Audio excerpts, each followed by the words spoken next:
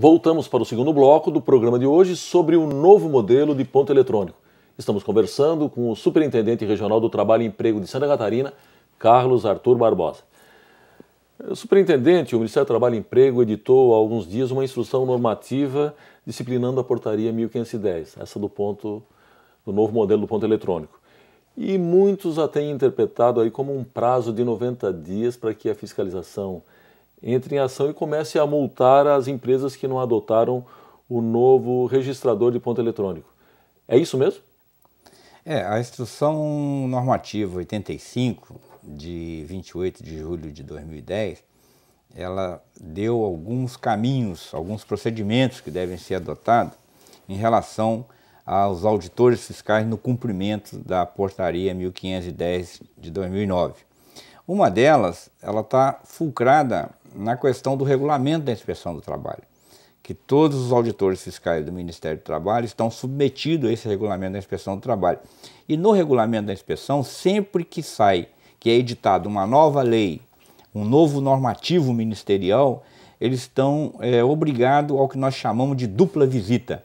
Eles têm que ir, no primeiro momento, fazer um processo educativo e de advertência às pessoas que estão envolvidas no processo, para depois, numa segunda etapa, eles poderem fazer esses processos, se for o caso punitivo. Muito bem, algumas empresas de pequeno porte estão fazendo essa opção pela volta a métodos mais antigos de controle de horário, como o ponto mecânico com o cartão, né? E até o livro ponto marcado a caneta. Isso porque, segundo alegam, o investimento na nova máquina, que varia de R$ 1.800 a R$ 6.000, seria, digamos, inviável. A pergunta, isso não é voltar, se não é estaca zero, mas não pode representar um retrocesso em termos de segurança para o trabalhador? Eu digo isso porque o próprio chefe pode ele mesmo marcar o ponto do funcionário e obrigar depois ele a assinar esse horário que ele marcar. Realmente, a nossa CLT, ela é de 1943, né? Então, ela quando estabeleceu as formas de registro de frequência de trabalhadores, ela estabeleceu e deixou aberto as 3 modalidades. A portaria 1510, ela não impinge ao empregador a se utilizar do método eletrônico no registro das frequências. Ele pode se utilizar de qualquer um dos 3 métodos, não há problema nenhum. O que ocorre é que a portaria diz que quando ela começar a vigir, a partir daí, todos que tiverem naquela sistemática vai ter que adotar a sistemática informatizada.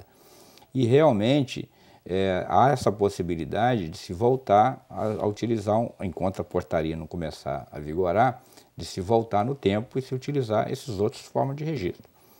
E com esses riscos inerentes. Com certeza, isso aí pode ocorrer e quem tem a gestão da mão de obra é o empregador. Então, ele que dita a forma de fazer o registro para o trabalhador. Tá certo. O advogado Divaldo Amorim, que é assessor jurídico do Sindicato dos Advogados de Santa Catarina, ele tem uma pergunta para o senhor. Vamos acompanhar? Vamos.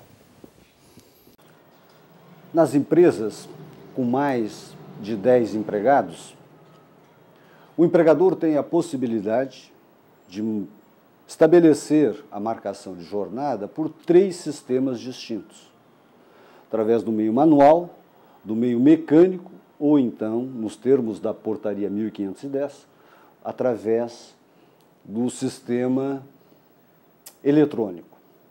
A pergunta é, numa grande empresa que conta com mais de 10 empregados, ela poderá, nestas circunstâncias, utilizar-se simultaneamente de mais de um sistema de marcação eletrônica para os mais variados setores da mesma empresa, considerando, sobretudo, que a portaria estabelece que esta sistemática se dá ou deverá ser adotada apenas por local de trabalho? Pode ficar à vontade. Primeiro eu gostaria de parabenizar o Dr. Edivaldo pela apresentação e a forma muito clara de apresentação da pergunta e dizer que realmente no Ministério do Trabalho a recomendação para que está sendo dada aos nossos auditores fiscais quando eles começarem a trabalhar a questão da portaria 1510 é que isso seja visto de uma forma sistematizada, ou seja, nós vamos atuar por CNPJ. Então, cada CNPJ representa um universo. Se naquele CNPJ estiver usando frequência eletrônica, vai ser mantido frequência eletrônica. Se no outro CNPJ da empresa, em outro local, ela adota a sistemática de registro mecânico, ela optou por isso, ficará com registro mecânico. Então, o que vai balizar essa discussão no âmbito da fiscalização do Ministério do Trabalho é o CNPJ da empresa. Muito bem, uma das críticas também é que a portaria está na contramão da sustentabilidade e da virtualização. As entidades empresariais têm até uma conta de cerca de 80 milhões de papeizinhos que seriam impressos diariamente, considerando aí que 20 milhões de trabalhadores batem ponto atualmente. E também teria a questão da tinta de impressão. Eu pergunto, como é que o Ministério do Trabalho e Emprego vê essa questão? Essa questão da modernização, nós entendemos que essa discussão ambiental ela é uma discussão importante e extremamente interessante. Mas se nós verificarmos que hoje grande parte do registro de frequência de trabalhadores ele é feito de forma mecânica, ou seja, há o uso do papel, e esse uso do papel, os dados que nós temos no âmbito do Ministério do Trabalho, custa para as empresas por trabalhador 20 centavos nesse custo, e com o sistema eletrônico esse custo irá ser reduzido para 0,13 centavos por trabalhador. Quer dizer, não há uma conexão entre essa questão ambiental e a novidade. Quer dizer, nós estamos dentro de uma sistemática de modernização, com o processo ambiental preservado e com a redução de custo. Muito pelo contrário, quando é colocado pelas empresas que o custo desse equipamento, num primeiro momento, ele está um pouco acima da média do que eles estavam prevendo, realmente talvez no primeiro momento pode estar ocorrendo. Mas à medida que o programa vai sendo implantado aos poucos, a portaria vai sendo dimensionada dentro das empresas, obviamente que o custo desses equipamentos, a tendência dele é ser fragmentado, é ser derrubado, é diluir.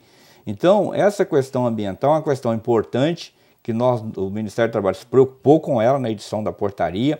Há, ao contrário, uma redução de custos para quem faz registro mecânico usando aqueles cartões antigos para essa novidade do ponto eletrônico, e ainda dizer que essa questão da forma de registro eletrônico, além de dar a contraprova para o trabalhador, ela é feita com material de reflorestamento.